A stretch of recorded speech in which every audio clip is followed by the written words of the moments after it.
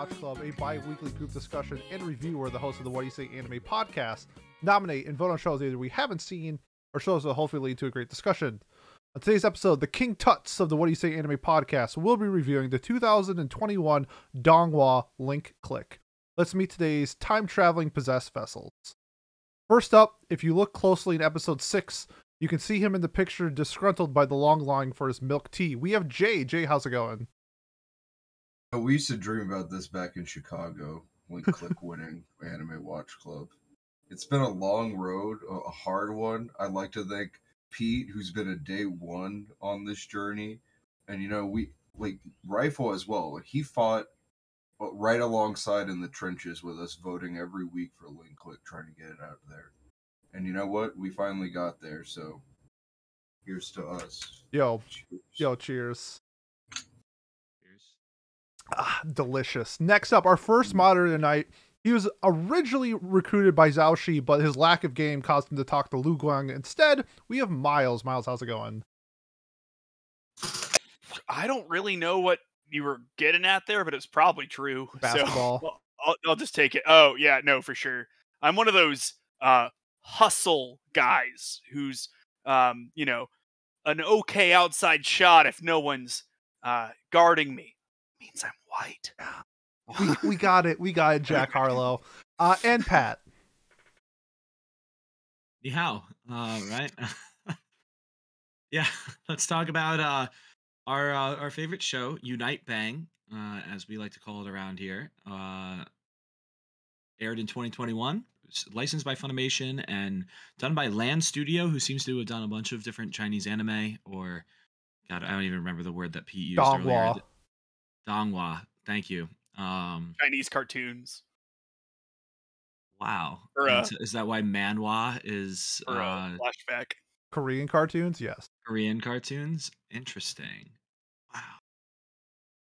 God, this language is so cool. But yeah, let's get started talking about Link Click. Let's do our first impressions like we normally do. Miles, why don't you start us off? Spoiler free as well, by the way, because spoilers are pretty heavy in this show. So sure. Stop listening if you haven't watched yet. Or not yet. Okay. Yeah, so I don't know exactly what I expected going in. I assumed it would be good, but also it was really fun memeing on Pete for a while to intentionally not get it in.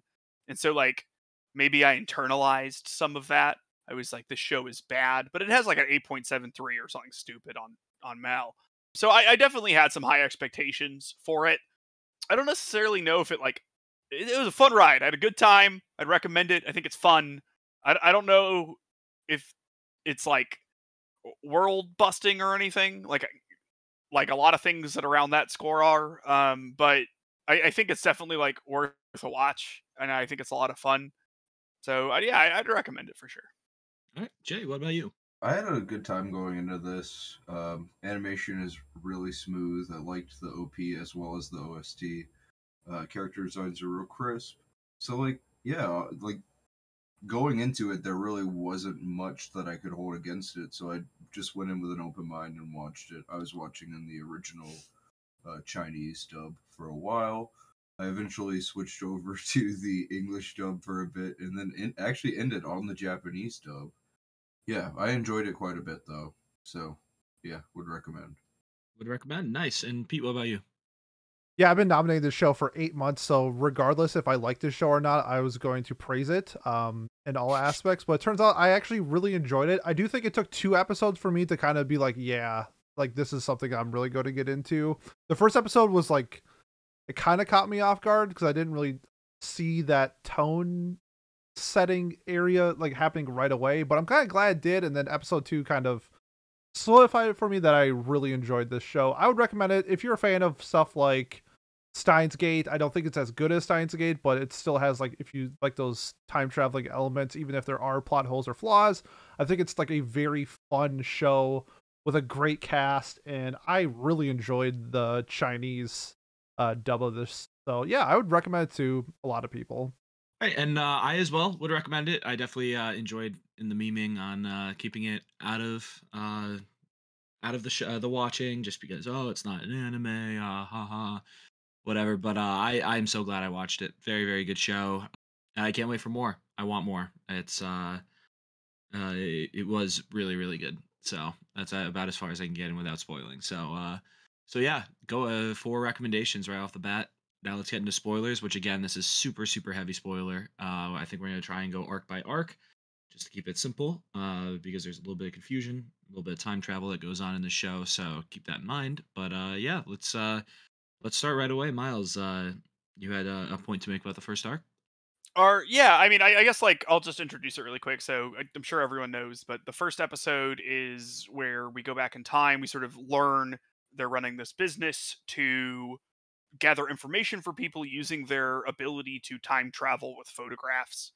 So Zhao Shi, I guess, possesses the body of a girl named Emma, who is the secretary for the CFO of some game company, in order to find some information about them fudging some financials and stuff.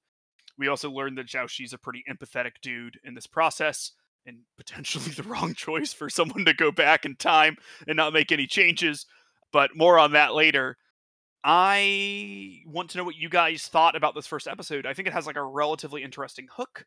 Pete, you said you weren't sold initially on it, so let's hear from you, and then we can hear from everyone else about what your thoughts were for this first episode. Did it hook you right away? Were you interested in where it was going, etc.? Yeah, so just going into it, I've heard good things about Link Click in general, and more of like the oh shit moments I've heard about the show were towards the end of it. So with the first episode, them sort of like finishing the job and doing it successfully, and like you're kind of cheering for Emma, like getting out of like a tricky situation, kind of, and then like going to go meet up her parents, but then she's dead. She gets murdered. I thought was just like, oh shit, like we're starting off hot immediately, and it's more of like, I guess what I thought going into it, like where I thought the story was going to go was the build up over time to get to these oh shit moments, and not right away. So it's not like it was bad or anything. It's just like caught me off guard just a little bit, and I was like, oh okay, like this is what we're doing right now. So kind of, I think like in the moment I didn't like it, and then as the story went on, especially how they tied Emma's story in with like the later end of it, I really enjoyed it. So yeah, that's kind of my thoughts on the first episode. I loved the ending of the first, other than the fact that Emma's really dumb to get into that car, because I believe, you know, in you might sit there and think, oh, she got in because she knows who the guy is or whatever, but no, the guy, I'm pretty sure the guy was wearing a face mask and like sunglasses and a cap, right, to like not, yeah, and she, oh yeah, and then she has the conversation later on in the show, right, that proves she doesn't know who the guy is. I believe, in the later on, the last arc, when she does get tied back in. I'm proud of the wiki for not spoiling that she is involved later on in the show, because at first I looked it up and I was like, oh damn, who is this Emma girl? Like, oh, did they really kill her? Like, what happened? I didn't fully understand what happened at the end of the first episode, and it didn't spoil it for me. It didn't spoil it that she comes back into the story later on. I don't know. I loved it. I immediately wanted to watch the second one. Wanted to look into it more. I was blown away. Again, other than the does I guess she was fatigued. She was tired. I don't know. Like why else would a It was an emotionally stressful day for little Emma. yeah, I guess so. Yeah, that's why you get into a stranger's car. Sure. And Jay, But how it was a about you? nice car. It was a very nice car. That people don't get murdered in like Audis and Has Ever. never happened. never. No. Or certainly not like a Lamborghini Diablo or a Maserati Spider. I believe I got that right. Yep. I'm not Kind really of. a car guy. Close enough. Anyway, Riding his Lambo. I enjoyed the first episode quite a bit. It didn't hook me the first time I watched the series, actually, because originally I was like, oh, this is never gonna get in a watch club, let me watch it. And like the first episode didn't entirely hook me for some reason. But on the second watch through, like whenever I kind of just sat down in earnest and really gave it a shot again, this time it really did, especially like the ending. I think that it really had the formula of like just good bingeable television that you see from like Netflix and such.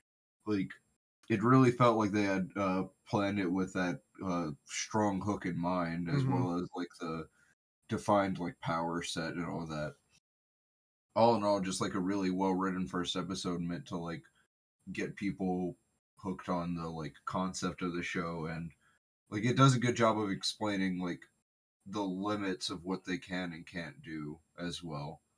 Yeah, I agree. I definitely agree with that bingeable thing, right? Because like, I I don't know if I'll be the most critical of the show, but I definitely have some critiques of the show, and I'd be watching it and I would just like roll my eyes and be like, "This is so stupid." But then something cool would happen like 20 seconds later, and I'd be like, "Let's go! I need to know what happens next." And it's really weird to me because like a lot of times some of these like minor to moderate sort of potential plot issues really bother me.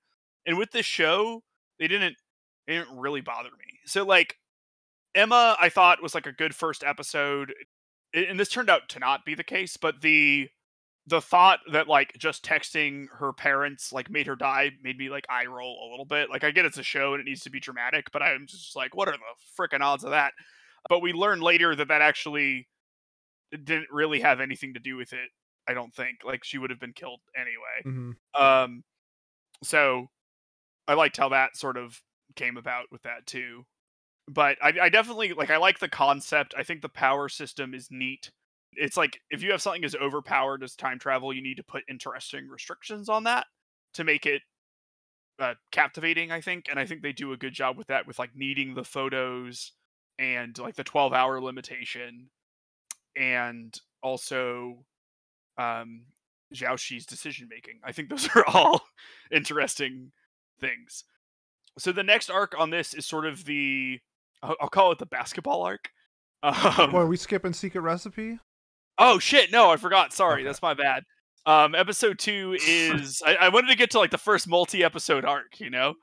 So episode 2 is another standalone episode, which I think might have been my favorite episode of the series, called Secret Recipe, where they're sent back in time. Gotta go back in time to find the secret recipe of this totally not lesbian couple that was running a noodle shop together. To me, I liked this episode because it sort of showed that not everything was going to be this like high octane thriller stuff, that they could do more with the formula, right? Because this one was like really heartfelt.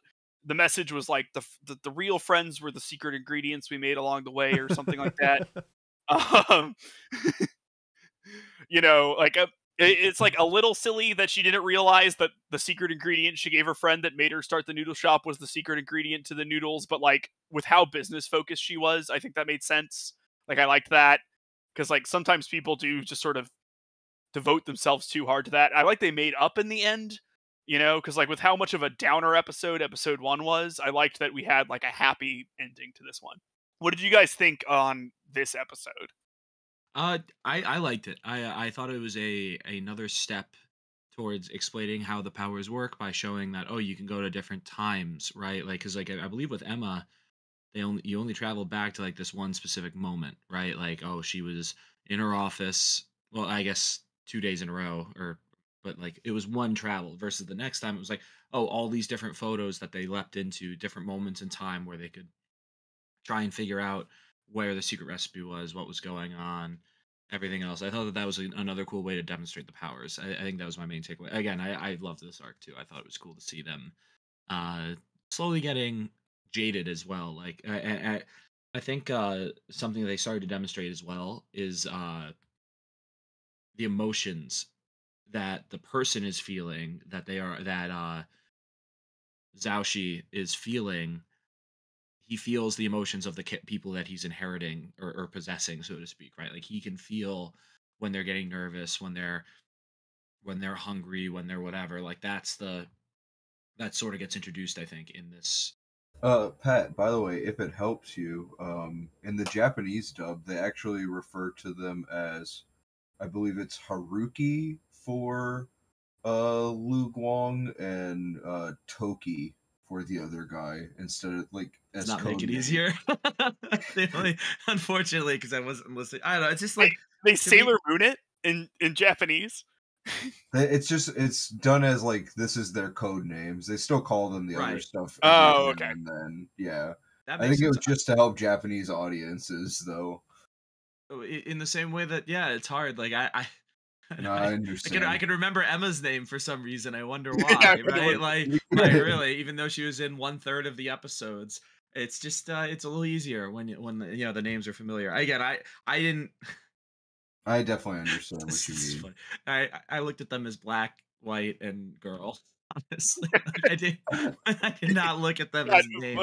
Black-haired guy, white-haired guy, I mean, girl. honestly, that's probably like how they were kind of designed by the artist in the studio. Exactly. It's obvious they have color comparisons and stuff going on. Like they're meant to like match with each other and complement each other and stuff. So I definitely get that. I am proud of us making it. God, was it 20 minutes into recording, and none of us has said, "Oh, they're like yin and yang" yet, as if that isn't like one of the most obvious. Like it slaps you in the face over and over and over again that they're meant to be yin and yang in Everything is just red oni and blue oni. I just almost said red oni and red oni. Yeah, that too. Yeah, Pete, what are your thoughts on episode 2, which you so kindly reminded me of? Oh yeah, a couple things. For me, I thought that this should have been episode 1, but the cool thing that they did with this when they released it is that episode 1 and episode 2 came out at the same time, which I think is a good play, because I think with how 1 ended and just ending there and then going into 2 might have been, I think it could have been a little off if you were watching it weekly, but I think just how episode 2 started, I think it should have been, or finished, I think it should have been the first episode, because I think it did a better job at explaining the tools at hand that they have. But I really enjoyed it. It was my favorite episode for most of the show until we got closer to the end. I do like the message that it sent and kind of the frustrations that you have when you are like in a business together. As somebody who has been in a business with another person before, it can get frustrating with your partner when you have conflicting ideals or what you want to do. So I thought that was handled really well, and how they concluded in the end was just really fun. It was one of the better episodes of the series. And last but not least, Jay. I enjoyed the last episode. I enjoyed the second episode quite a bit. It was a nice kind of like reprieve from the drama of the first episode, and I mean really like all the episodes that come after it for the most part too.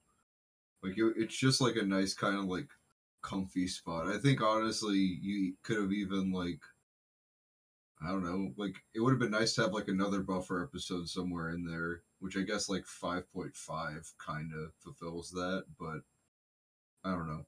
I feel like the basketball ones, until you get to the end, like the next arc we're going to talk about, they seem calmer, and then you know, it's like that Mr. Incredible meme. Where, like for those who know, for those who don't know. Yeah, that's sort of that thing. It is. It's literally is that, isn't it? That's terrible. Oh man. Do you want to start, Miles, on that arc? Or? Well, I want Jay to continue his thoughts.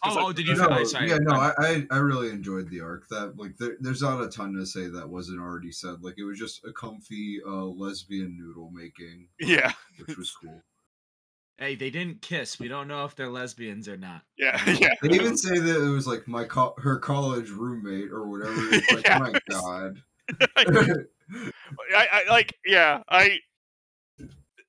There's they could have been straight, but they're probably not. Like, gotta have that plausible deniability for daytime TV or whatever. Right. Yeah. That is they were so gay. The way you eat noodles is so something. Like they said at one point, and I was just like, okay, there you go. That's cool. Your like. Oh, they did the noodle thing with each other, right? Yeah, like where they had like the Pocky game, but with noodles. That was one of the nodes, I believe, like that he could have changed. Yeah, super gay. It was a formative part of their relationship. Yeah, that's Jesus Christ. We're good. So the next one we'll call the basketball arc. I do want to talk about episode 3 in isolation a bit. Stupid Luke Wong, I'm fucking balling. Yeah, I specifically I want to know what everyone's thoughts were when Zhao Shi was like told you have to, like, he's lying to him, but he was told you have to lose this game or we're all fucked. Everything's fucked. And he was just like, Nah, though, I'm Kobe. Like, like I loved it. It's something that I feel like I should have thought was stupid, but I didn't. I was just like, oh, that's what we're doing. Awesome. I'm on board. Like, did everyone like that? Anyone have an issue with it, or was it just fun for everyone? It was so much fun. It was just like, it made sense because like we learned down the road, like their character, like how they met was on a basketball court. So it's like his pride as a baller would not get in the way of this mission. Like, no matter, like, it's like save the cheerleader, save the world. Or in this case, it's like save the cheerleader or ball the fuck out. He's like, guess what? I'm balling the fuck out, and he did. Game-winning tray. All the girls loved him. Assist. Assist. Yeah. Sorry, he was. Yeah, he did the whoop, but like then he gets the girl, kind of. Unfortunately, not really, but yeah, it was just like a win-win situation for like the first, I don't know, 8 hours of that dude's day, and then catastrophe happened. But yeah, it was super fun, and as a baller, like, I get it. Yeah. Only ballers call themselves ballers, so I'm humble. What can I say? Yeah, exactly. I liked it a lot too. I thought it was yeah, like you said. I think, do they even, like, in that episode they show how they met on the basketball court? They don't like go fully deep into it, but they at least show that how Black and White met on the basketball court. So I liked that was a good way to start introducing backstory. They justified the fact that he was actually decent at basketball, showed that, his physical prowess or his knowledge, whatever, also still does matter, or, still he can override the current body, which I guess kind of is good foreshadowing for later on as well, given the other characters. And it was cool to see too. I mean, obviously this is kind of cheating a little bit because it's the next episode's involvement, but I think it showed, to me, I was really excited because I was like, oh, so what's going to change, or what's going to be the big thing that prevents them from actually being the thing that changes the future? And it was the fact that he got closure. This guy who came to them, the client, got his closure that he was looking for to tell all of these people the things that he wanted to tell them or didn't have the balls to tell them himself. And then you see why he feels that way. At first you might be thinking like, oh, it's because he screwed up with the girl, he got rejected, he did this, he did that. Like, no, it's because he never got to see them again, because of what happens. And I thought that was a really, like, clever way to build up to that. That was really a really good like overview of it, honestly, Pat. I agree with like everything you said 100%. Maybe it's your turn to go first. Yeah, I'm rotating. He's next.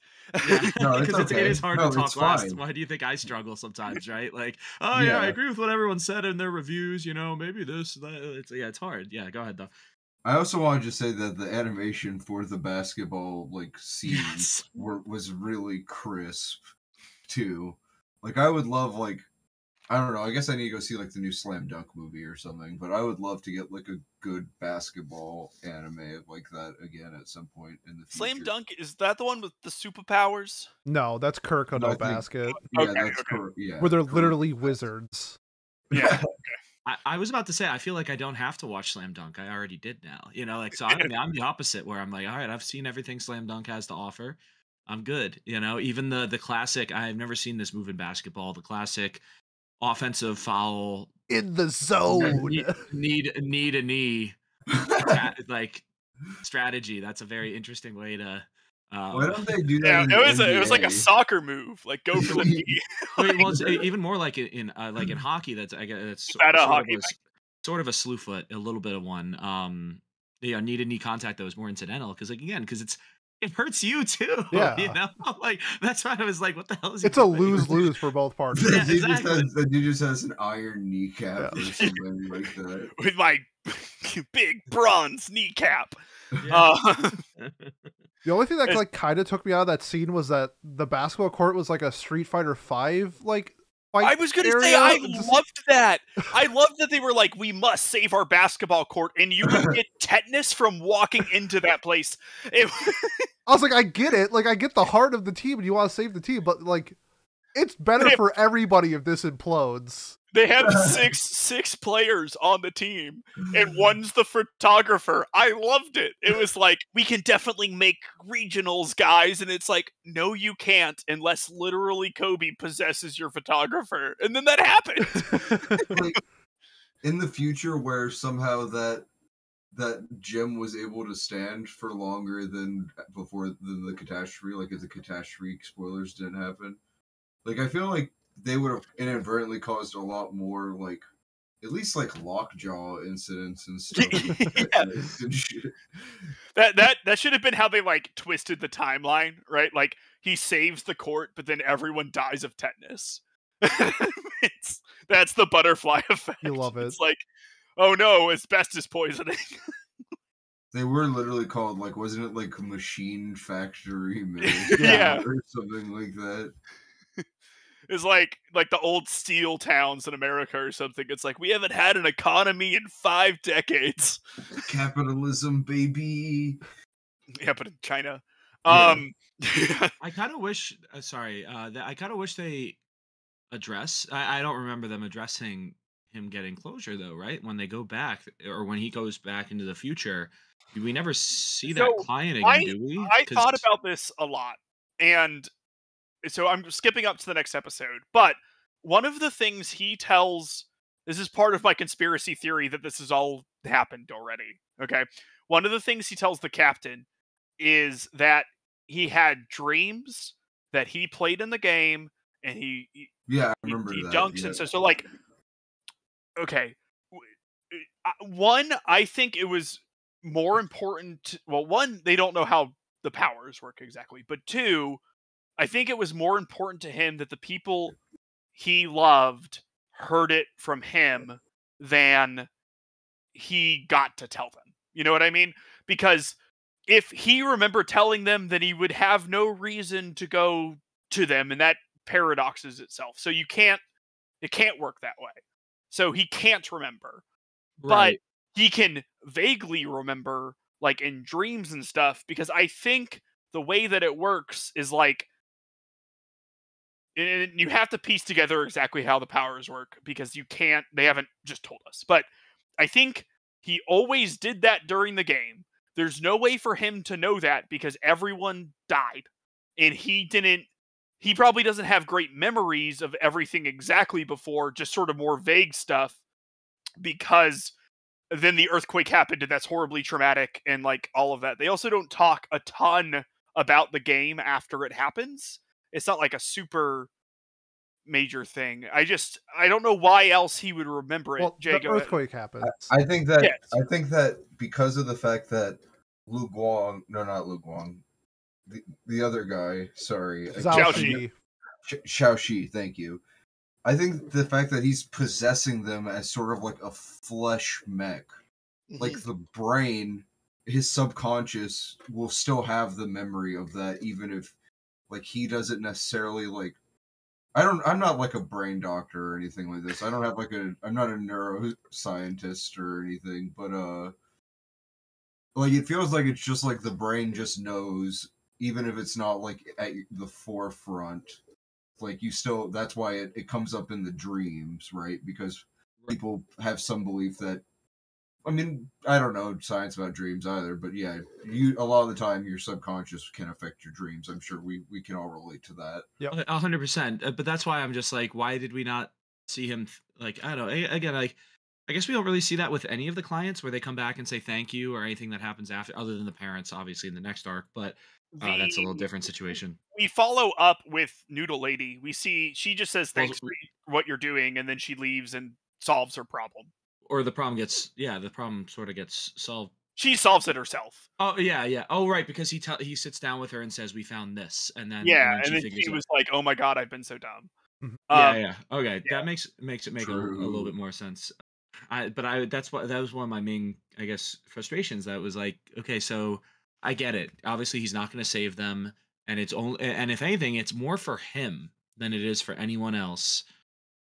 That the guilt that he is feeling for not having said these things or done these things for his friends, and this is his way to cope with it. Does he cope with it by just pretending it happened, or believing that the photo thing works because he doesn't know obviously that they can go back in time or not. I don't know. That was one of the questions that I mainly had.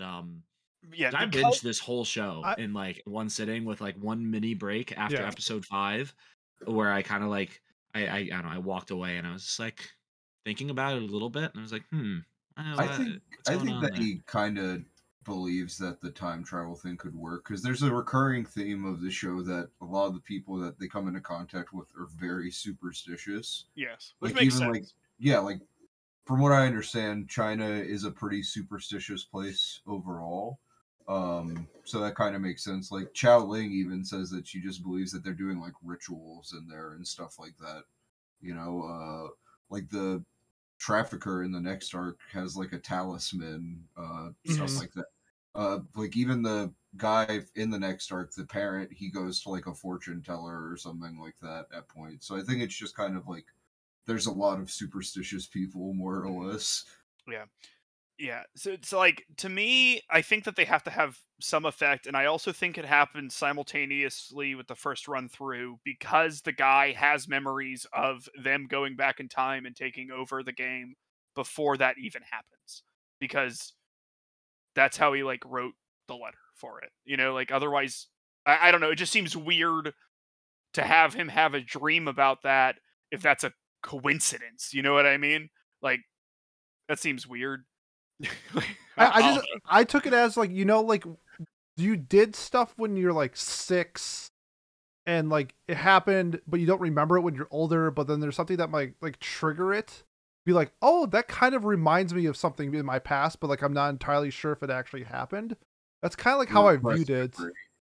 Yeah, and so to me it was more, I guess we can get to the end of part 5, but I think it was more along the lines of the message that this episode was trying to send with the message is really nice. yeah, right? the closure, saying what you wish you said in that moment instead of, well, I'll just tell that person tomorrow, but might not be a tomorrow. And making sure that the people you care about know, because like Yeah. that's what I think it was about more than him wishing he had said something. It was like making sure that they knew. I mean, yeah, Before. the words he said that he Yeah. wanted to say were to the people that he loved.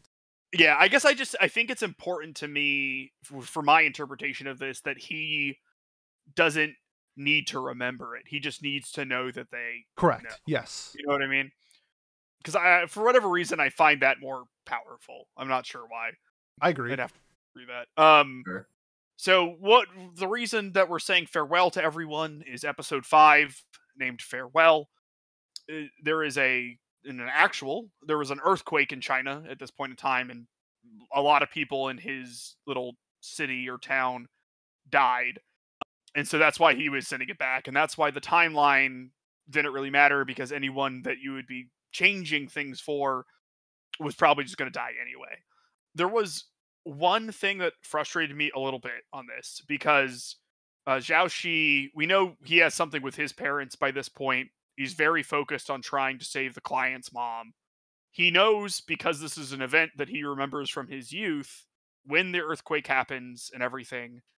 The mom asks him to go get something while they're huddled because the mom thinks that he's being silly, which makes sense. If someone just came in and was like, there's gonna be an earthquake in half an hour, like, you're not probably gonna believe them. But he gets out, and the mom gets out of cover to save him once the earthquake starts happening. To me, it was really weird that the one person who 1000% knew that an earthquake was coming, was the one who was like, I can probably make this, just get it in 2 minutes. Just be like, I don't know. And like, Pete and I talked about this, and I agree with Pete that ultimately the messaging and stuff of this episode are more powerful than that sort of weird decision. And like, I completely agree with that. I thought it was a great episode.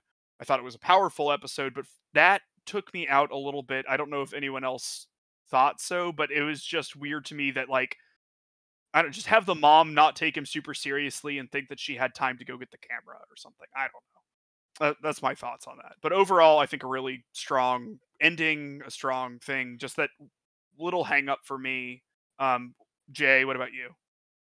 Yeah, this episode was like super heavy, honestly. Like I was watching it, I shed like a couple tears even. at episode 5. Like, it was just like super powerful. Really makes you kind of like think about your family and loved ones, and like just want to like hold them close and tell them that you love them and shit like that.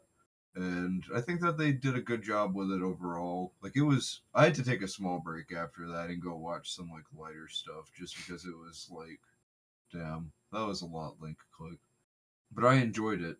It was a super sad way to like kind of like show the way that Lu Guang protects Xiaoxi in a lot of ways, or tries to protect him with the way that he's kind of controlling, which I liked. It examined their relationship a bit, and it also went into how Xiaoxing met Ling, which was very good.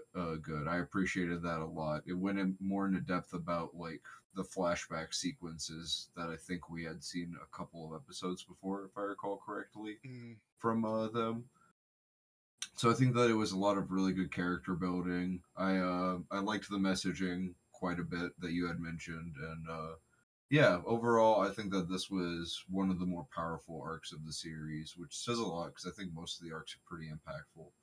This was also an episode where I questioned sort of how the time travel worked, because in his letter, the guy said that he was saved because he was hiding under the table, and then in this instance he was saved because his mother got on top of him and kind of like took the rubble for him. And I kind of started thinking about like the butterfly effect, where it's sort of like the thing where the outcome was always going to be that like everybody died but him, but depending on how he changed the world is how like the circumstances changed. So I thought at the time that's how it was going to work going forward. I think later down the road we got some answers to that, but this is kind of like where I started pondering some theories about the show itself. And that's one thing that I loved about the show was like what can and can't they do when they go into these pictures, and this was like the first real one for me. I just remember, like Jay said, feeling very emotional about this. Like knowing that you can't save a loved one, it must be terrible. It must be an awful feeling, and it wasn't even his own loved ones, that he was trying to save. It's just heartbreaking. It was definitely hard to watch. I think the half episode helped a lot. Oh yeah.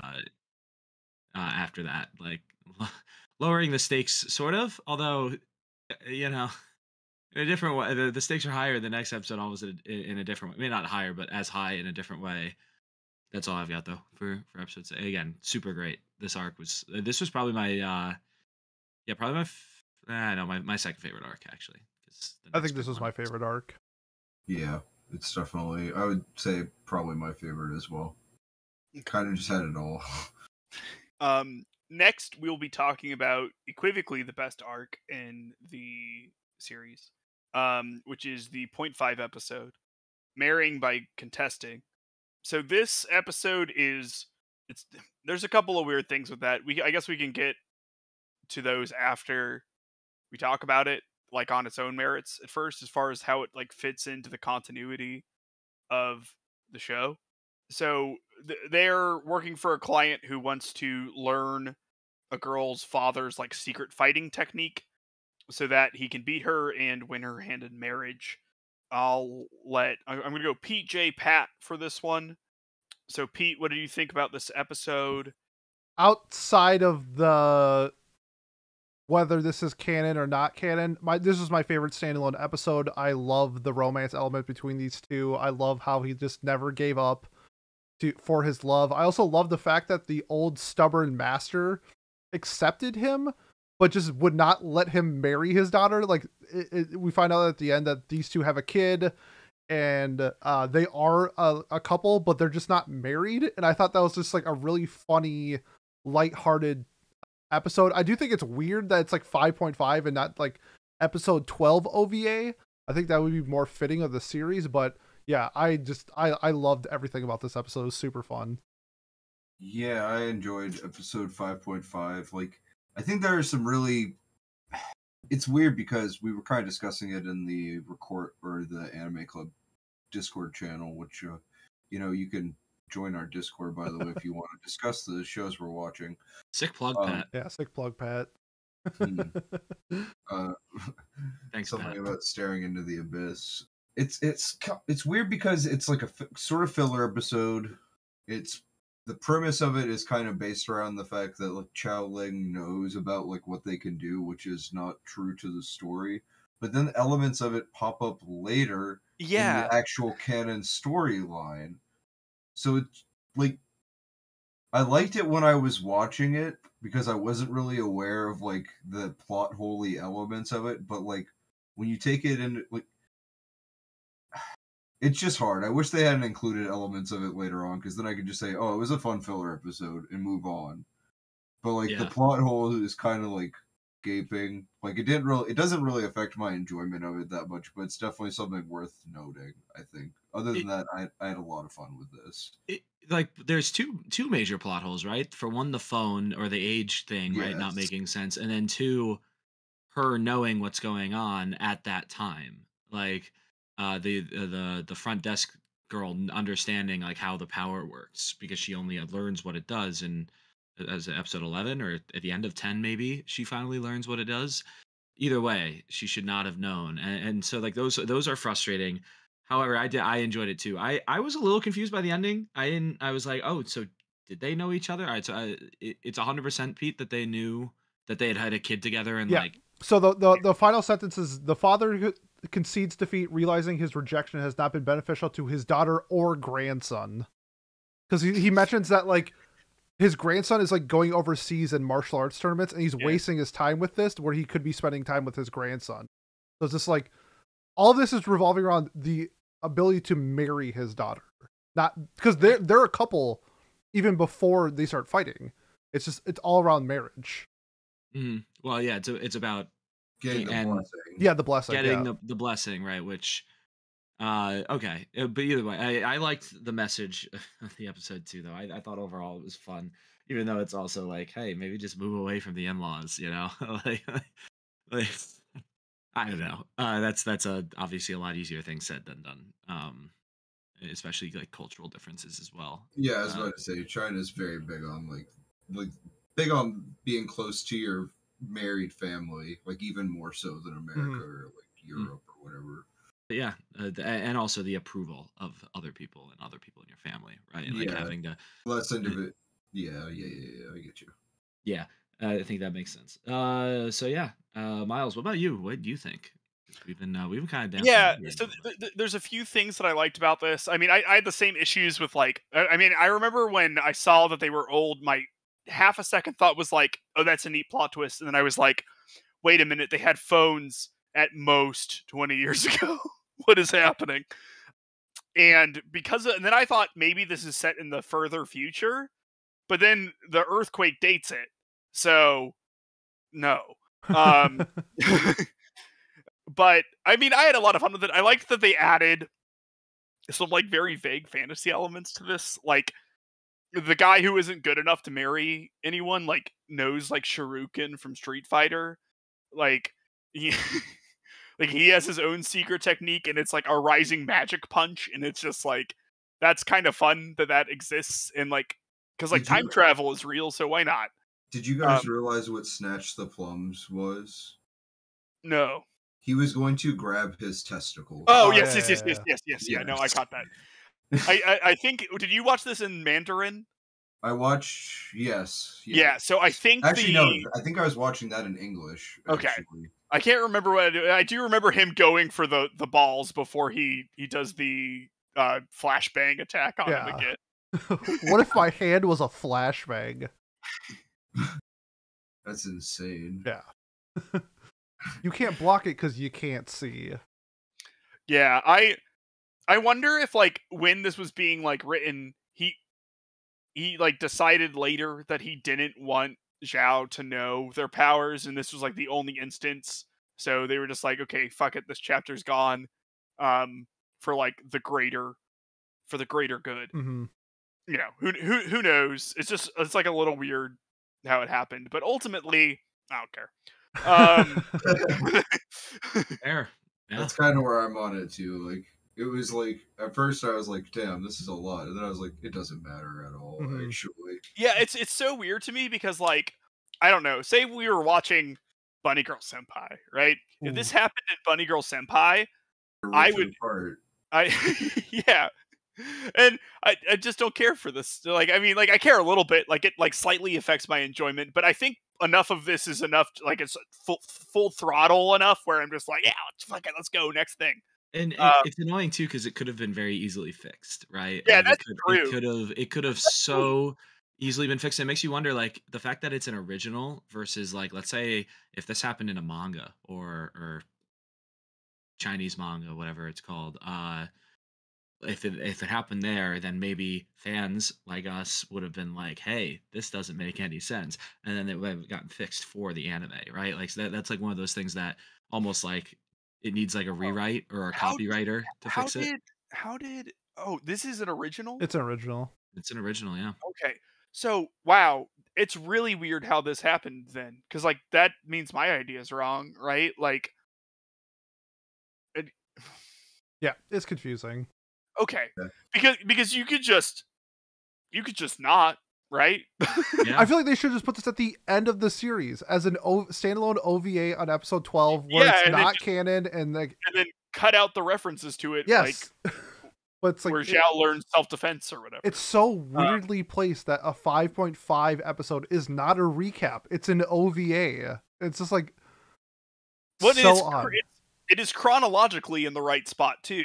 I wonder if it was supposed to be 12 episodes. They were writing it as they went. I don't know. I would love to know the backstory of how this happened. It got aired after episode 5 and before episode 6 too. So it's just like yeah, right? Like I don't know. Did they just like realize the mistake after and were like, "Fuck it, it isn't real"? These kids won't notice. Because like normally something that comes after 5 is 6. You are know? correct. And, like, Wow. Hot take. Pat's choking. I almost spit out my beer. That caught me off guard. I was like, because normally, and I was like, all right, Miles is gonna say something so I can take a sip, but no. And then speaking of episode 6, speaking of episode 6, great segue, Pat. thank you. Thanks, Pat. Yeah. It was so good. Let's yeah. So this is the child abduction arc. I thought this arc was pretty good. Who did I have go first last time? Pat. I went first we're last gonna time. Yeah, Pete. Sorry, I did that part in my head. So now Pat goes first, then Pete, then Jay, who went first last time. I think that's the rotation. Sure. So Pat, I don't know, man. Yeah. Pat, tell me, look, me, Pat, or Pete, or Pete I'm gonna take a Pete Pat. I'm taking a screenshot. I'm going back in time to redo that fumble. Yeah, let me take a selfie real quick. All right, go ahead. This is another thing. Really slight note: these people should have had a GoPro going at all times. Yeah. For everything they did. Side note. Okay, Pat, what did you think about this arc? I know that you liked it. Yes. This is, I think, when I first started to chime in our like watch club chat about the show. This arc destroyed me. I was very sad just watching it because I can't imagine going through the pain that a mother and father feel in the moment of thinking that their kid's being abducted, and then seeing the mother sitting there watching the cartoons, like coping. Jesus. The word cope is ruined, Yeah. right? Like it's been so ruined by internet culture.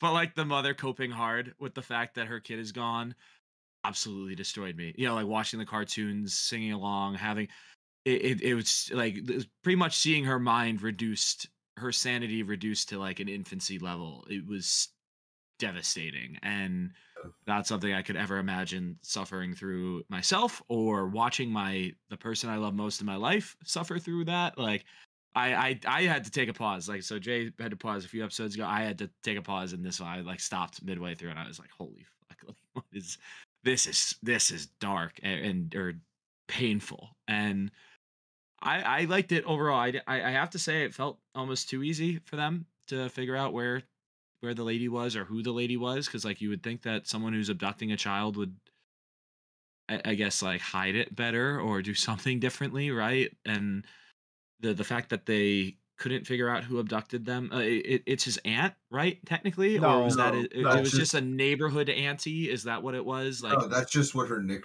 like she's based on a real life drug trafficker named Auntie like Maya or something like that. So like it's just like a nickname sort of deal. right? But like the reason why they didn't report it initially. People thought that it was Yeah, because she said, "I'm your aunt" or whatever. Yeah, so she they said I'm overheard your that. aunt. It was just like Yeah. a fake thing. Oh, did they say? Did she say? Yeah. All Yeah. right, that's what she said then. All right, Yeah. that makes it make a little more sense because at first I was like, well, then why? When she suddenly vanishes from the neighborhood, why did that happen? You know, like what's going on? I also thought it was a dude the first time they showed him because looked I like one did of the too. I'm not big even ugly gonna lie. bastard. Yeah, it just looks like your stereotypical ugly bastard guy. I thought for sure the kid was dead too. I was kind of pleasantly surprised that he wasn't, you know, like that he was still alive and obviously scarred, but alive. And I just could not enjoy this arc anymore, especially once at the end when they finally do return him to the to the parents. I thought that was such an awesome moment. I thought the two big things for this arc were one, showing the different coping mechanisms between the mom and the dad with losing their son, where one was so determined to get back his son, that's how he like continued to strive forward, and the other one was the mother who couldn't take that leap to continue going forward, where she kind of regressed.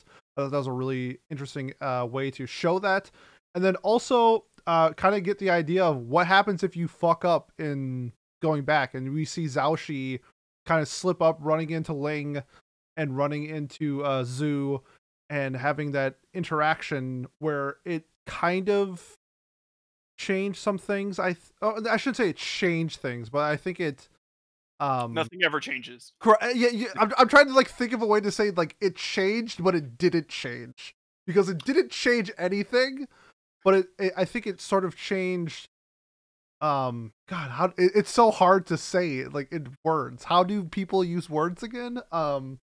Because like Ling is talking about how she was distracted and that's why she did, and she like hesitated, and it's never brought up like what caused that distraction. And then when we find out when she goes back in the picture, the distraction was Zhao Shi kind of running into them when he wasn't supposed to.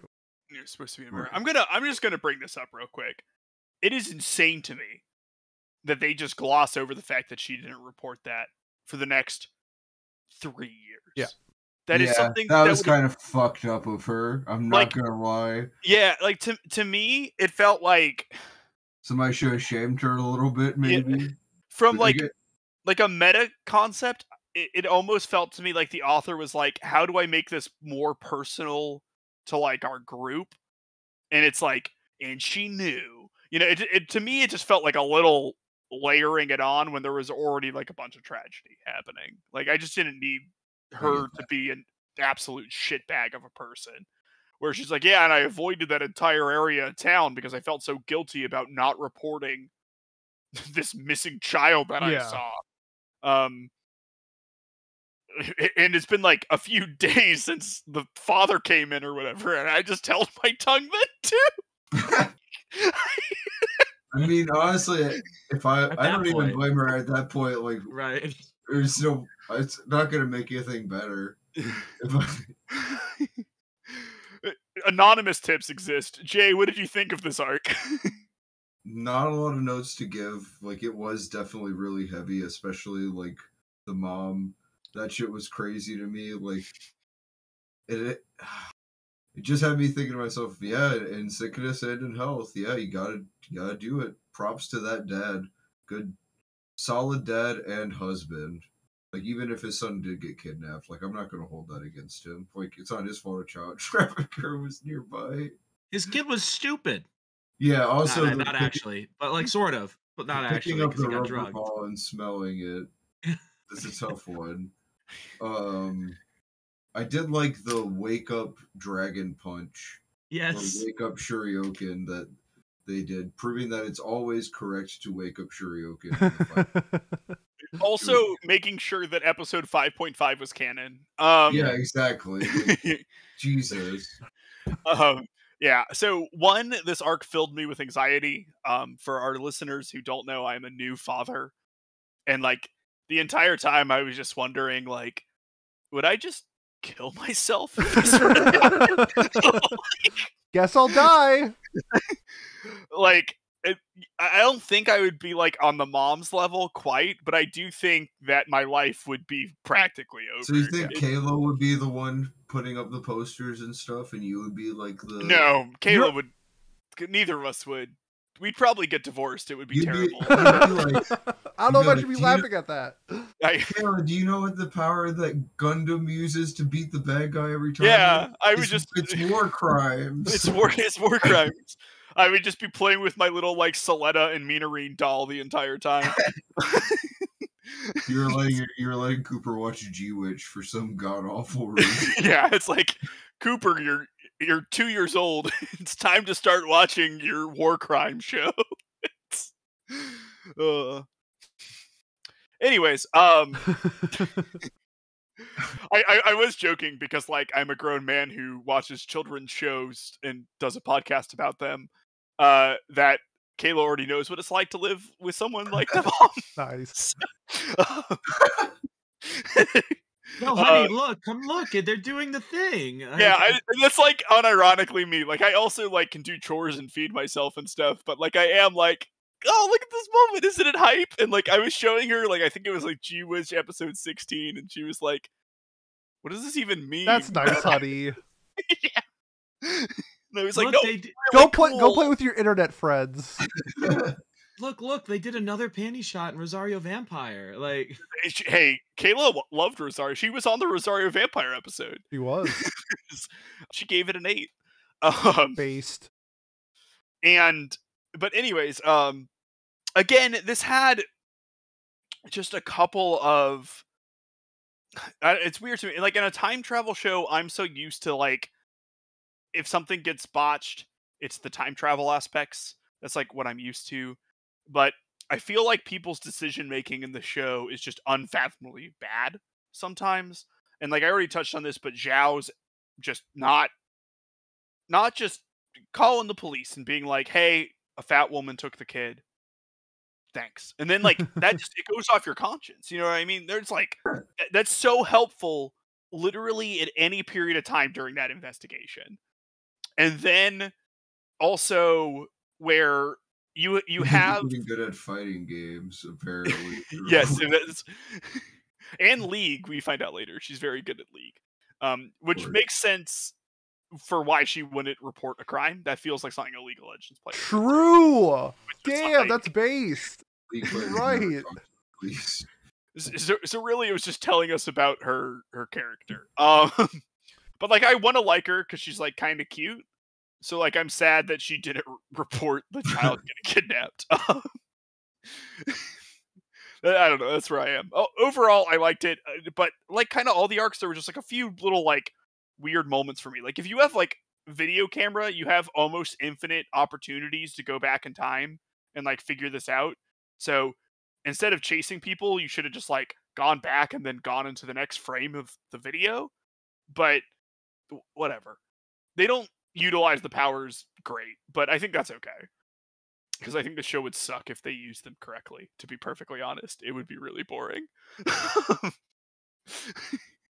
What do we have next? Okay, so the next arc. Yeah, the next 4 episodes are like tied together back to the first episode. The first thing that they're doing is going back to make sure that their friend can hear a message from when she was blackout drunk. That her boyfriend-esque character, but not real boyfriend, because they're both too chicken shit to confess to each other. And then that turns into the second person they get kidnapped by a serial killer through potential changes that they've made. And that leads to like the whole climax of the series, which is a lot of fun. Yeah, this arc was really sick. I think that all the episodes leading up to it felt like it pretty much a movie almost, like in terms of how it was structured. Like it really had like, all in all for this show, one thing I can say about it is that it has great like design is the word I'm looking for here, is the word I'm going to say here, but I mean more like it was structured very well. Oh, okay.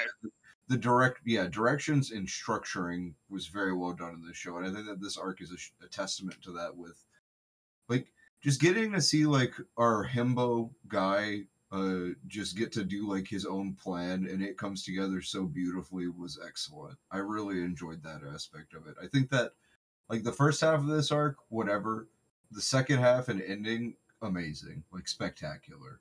I agree with Jay that it felt like the final few episodes all blended together for me, like it pretty damn well too. Like and wasn't really expecting the finale to end the way it ended either. I kind of went in expecting the show to end, not Yeah. expecting us to have continuation. And I don't love it because I thought that it was like, oh, I'm not getting these answers because it kind of doesn't need them or they won't, that it's not part of the point of the show.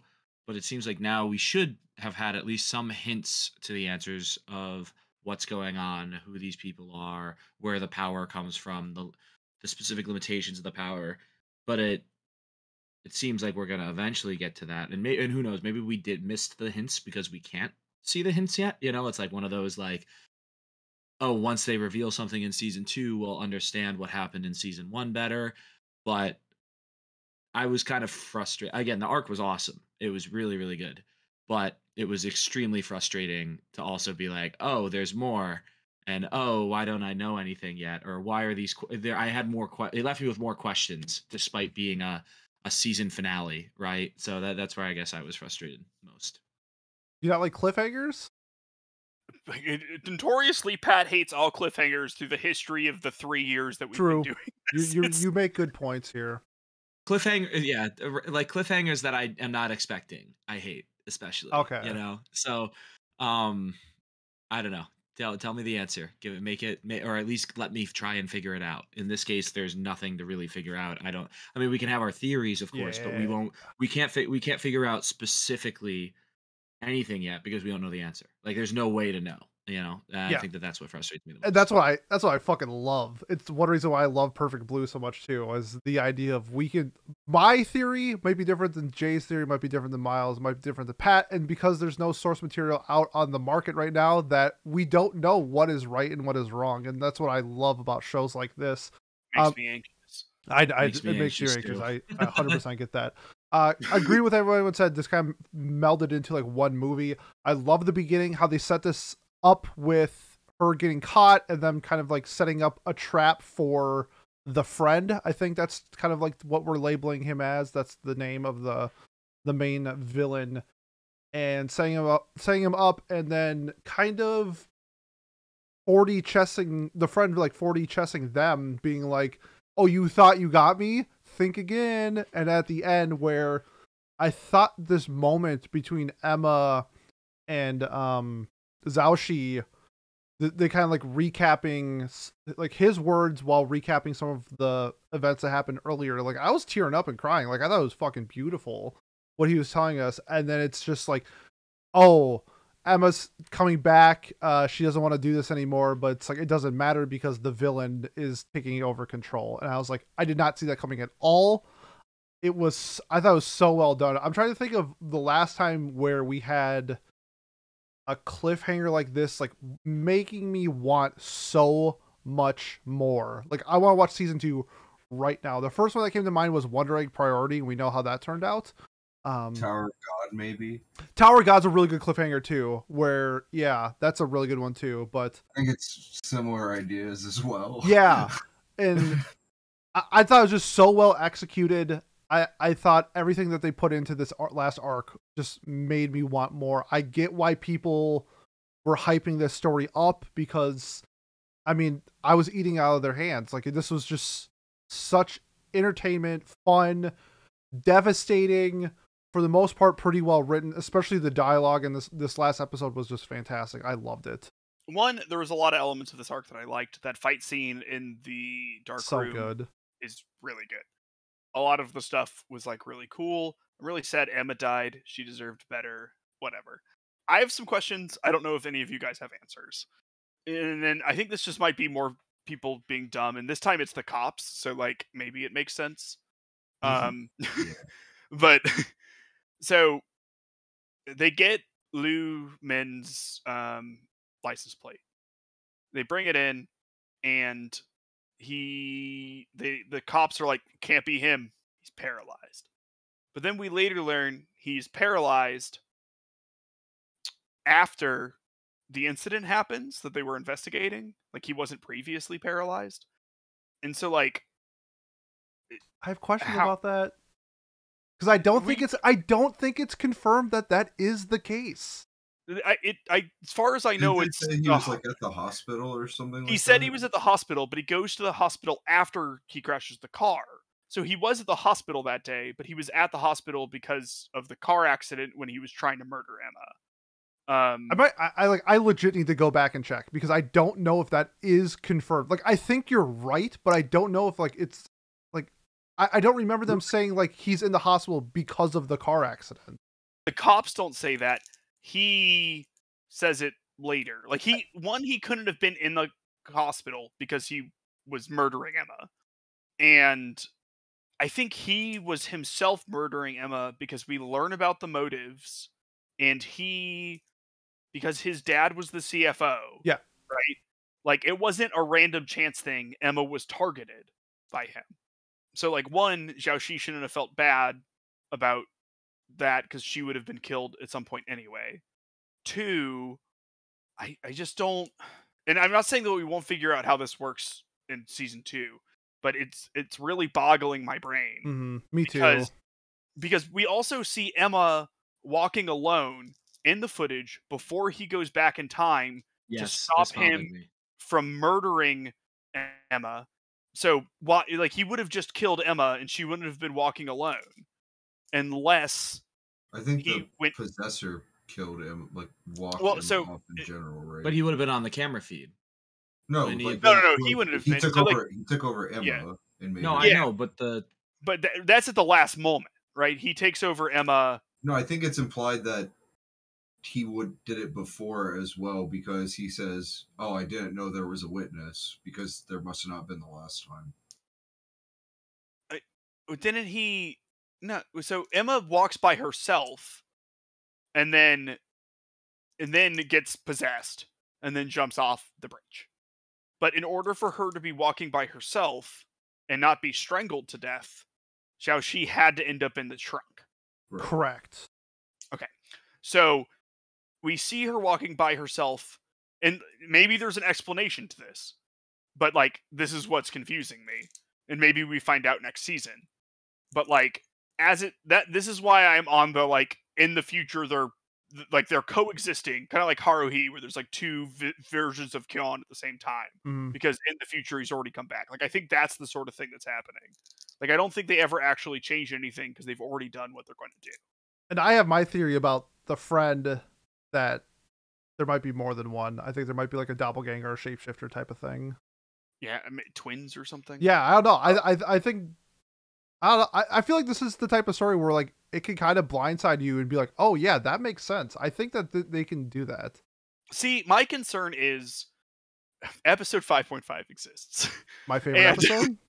And yes, and like, we can all agree that one's a little botched. Yeah, in terms of like plot, yeah, for sure. Yeah, so that's my concern there, because like I think Liao Min, after he gets hurt in the car crash, makes an agreement with his friend in order to be able to keep killing people, because I don't like, he wanted to kill Emma for personal reasons. Yes. Must have realized that like it made him feel all tingly inside, like trying to kill people, and was sad that he couldn't keep killing people when he hurt his leg or whatever. And he also wasn't that paralyzed, by the way. We see him kind of limping around when the possession goes away. Well, he's dragged. He's carried on like his shoulders. Oh, he's being dragged? Yeah, okay. his legs are not moving. You're right. I remember that now. That's my bad. He's only kind of paralyzed. He could have gone around. Do some physical therapy. You'll be fine. But yeah, I don't know. I guess I'm curious to see how this all plays out, but I wonder if it's a little bit too tangled of a web. Like, that's my concern, that I don't really see an elegant way out of it. And that doesn't mean there isn't one. I'm dumb as a bag of rocks all the time. I just wish you saw Steins Gate, because it's the same thing, where Steins Gate is so tangled, and then by the end of it, you're like, this is fucking genius. But yeah, I don't know. I'll have to like rewatch the last couple episodes. Jay, it looks like you're reading some synopsis or something. Do you have any light to shed? No, nothing really to share. Just theories people have. But Okay. yeah, I think we're all kind of on the same page as the general fandom, more or less. Okay. Yeah. So I mean, I'm excited to see season 2 because even if it's not good, it'll be really fun. That's sort of where I'm at, and it sounds like everyone else is pretty excited for season 2. Oh yeah, I can't wait. Okay. Let's oh wait, Pat, you do our segues. You do that. Yeah, I think we should wrap up. I don't know. Some little birdie on my shoulder is tapping me. And I think we've been talking a while, but it's fun to get. We've had good discussion, I think, the whole time. So that's a nice little thing we've done today. So yeah, let's do our closing thoughts and final scores. Miles, what are your closing thoughts and final scores? Yeah, so I had a lot of fun with the show. I think I think this will be a little bit opposite of what Pete thinks. I don't necessarily think this is a show that you should think too hard about, at least until more content comes out, because it's just my hunch. I think you're setting yourself up for disappointment, and like I could be wrong, but that's my gut feeling. Right? Is that this will be not doing time travel perfectly, and I know that bothers a lot of people. But what I will say is, honestly, for whatever reason, don't fucking care. It's a lot of fun. I think the show is fun. The characters are nice and relatable, except for Zhao, who is a monster. Because she didn't turn in a human trafficker for 3 years, even though she thought about it daily. So I'm excited to see exactly what happens. I hope that they make time for more sort of slice of life is like the wrong word, but lower stakes things in season 2. No chance. Okay.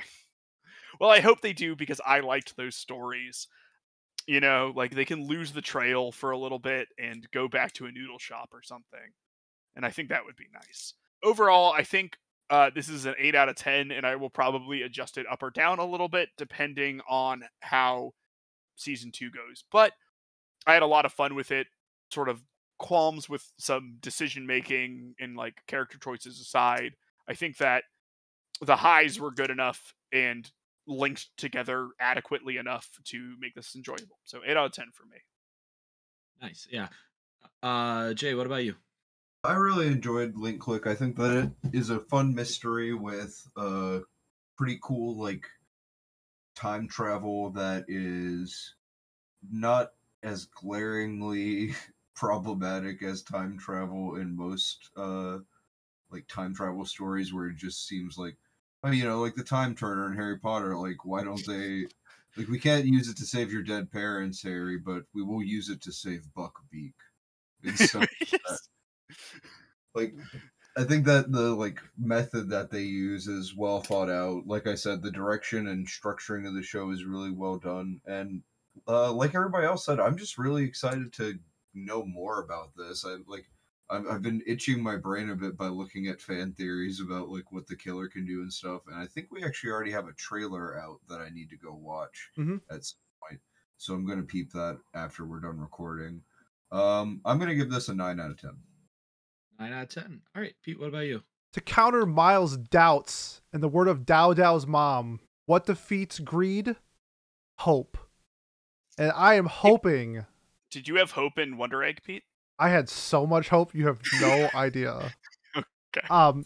But funny you say that. I compare this a lot to Wonder Egg. I think that the potential is on the table to be something great, and whether they want to execute on that or not is up to studio. What was it? Land Studio. So I hope that they have a budget, and I hope that they have a team for this, that they can really finish the story, because I think we're only getting like one more season and then it's all said and done. Though I do know this franchise is massive. I don't know if it's on pull Licorice Recoil over in China, but we'll see. Love the messaging, the themes in this story. I do think that there are some plot holes, but I just think the story itself was really fun. I'm gonna steal Pat's take. It's very easy to binge. It was really easy to get through these episodes. Yeah, and also like Miles, I think I'm gonna adjust this based off of how season 2 is, because of right now I'm basing it off of just like the potential and what I saw. I'm giving it a 9. I loved Link Click. Also, the OP is a mega banger. Like anyone, I know you guys think it's average. I thought it was so great. I thought the lyrics meshed so well with the story he was trying to tell. Loved it. And then the tutting. Who tuts in OPs? Nobody but Link Click. 9 out of 10. 9 out of 10. All right. So I was about to probably say a lot of the same stuff Pete said. And what Miles said as well. I think this score will go way up or way down. Maybe not way up, but like, it'll go up or down depending on what season 2 does, just because I can't say I loved the foreshadowing because we don't know what it's foreshadowing yet. I can't say I loved this cliffhanger because we don't know if it actually gets yanked up or dropped off the cliff. You know, like we don't know what the resolution is yet. So I'd say I enjoyed the show thoroughly though. Like it was quite the ride. And like Pete said, yeah, it's super easy binge. I binged it all this afternoon. Loved it. I could not put it down. So I would say that the art as well. I don't think we even really talked about it. I thought the art was pretty good. The Like it's background a art. unique style. Yeah, the background art was gorgeous. The characters themselves were a little goofy looking at times, and there were also random moments where it was like character and background moves from here to here. Like you could literally see them like click and dragging them. But Pat, what about the CG car? There was a CG car in this episode. Yes, there's a CG bike ride as well at a point in the show, right? In the 5th episode, that was really funny. Again, that's not something to really complain about, but I thought it was funny. So 5 out of 10 because of the car, right? Yep. Yes, 5 out of 10. Yeah, just like with Haruhi, right? Yeah, the 5 out of 10. I think that's the score I gave that show. Yeah, totally. The movie actually. But yeah, I thought the art style was pretty good too. Like I think I liked a lot of the use of the pastels in their character designs. I thought that was really nice and pretty. Am I boring you, Miles? I'm sorry. I'm just a dad, and I know. Yeah. It's okay. It's getting late, and so that'll wrap up my review of Link Click. And I would say that I gave it an 8 out of 10 for now. Could go up or down, but I'm pretty solidly like a strong 8 for this show. I think again, it's gonna depend on how it ends though, because time travel, man. I swear to God, if it's not done right, which it almost never is, ruins shit for me, man. I get so annoyed by it when it's done poorly. So we'll have to see. But yeah, so I think that this gives me very easy math to do with 2 8s and 2 9s. The average score for us today was an 8.5. My calculator's telling me at least. And yeah, so that's a pretty good score. We're a little bit below the rating on Mal of an 8.73. I'm sure we would probably get closer to that the more people we had show up as well. Numbers wise, I bet we're all in the 8 to 9 range. So makes sense that we're pretty close. But yeah, so now, Miles, what are we watching for June 12th? Yeah, we had a close race this time. In dead last, we have Bochi the Rock. Just wanted to say that. Okay, I was like, yes. I think you're gonna say Link Click. No. Link Click is going to be in like our top 15 shows of all time or so. Let's go. It's like I'm right sometimes. You didn't know you were right, though. I knew I was right. So in third place, we have Astra Lost in Space, earning its first legacy point. In second place, losing by 1 point, we have today's menu with the Emiya family.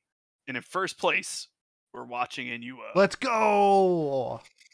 So I think that's a W for me as well. I did the classic Miles maneuver of just picking the show that's been coming in second for the last couple weeks and giving it that Miles boost of it already has some legacy points, and so it gets to win. Yeah. Yeah.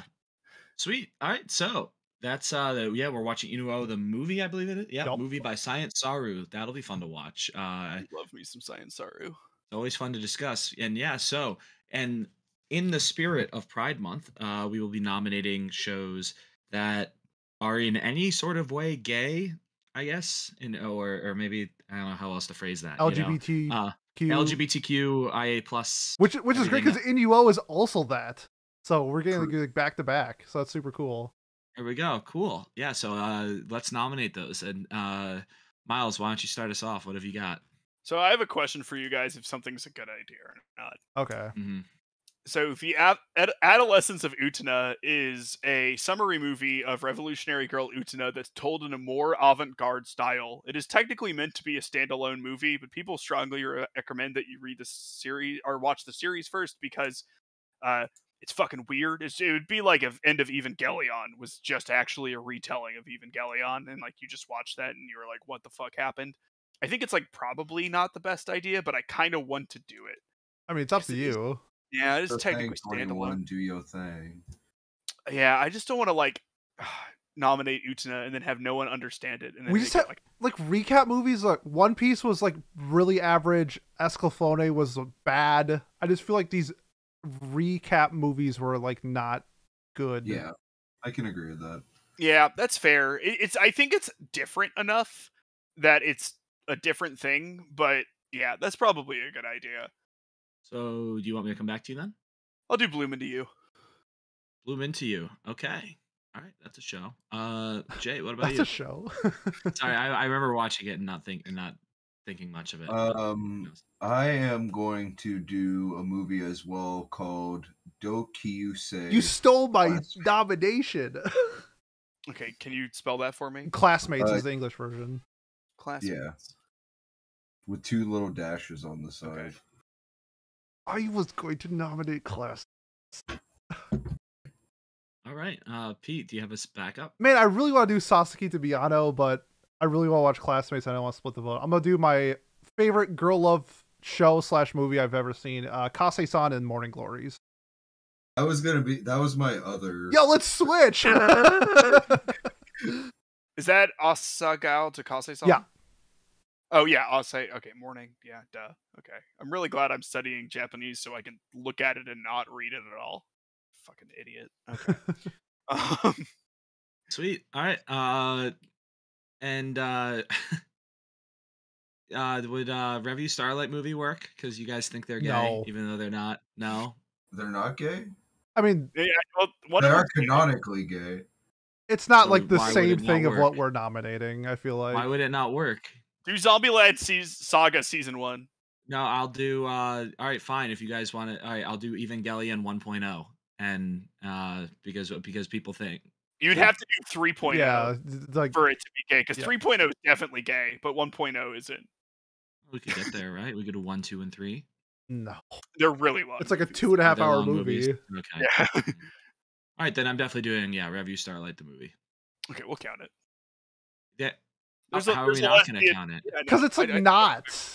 What do you mean it's not? Then that means like Love Live is gay. That means like Bocchi the Rock is gay. It's like it's not like canon. Bocchi is not gay. Well, there's What? a lesbian character in Bocchi the Rock. Of course it's gay.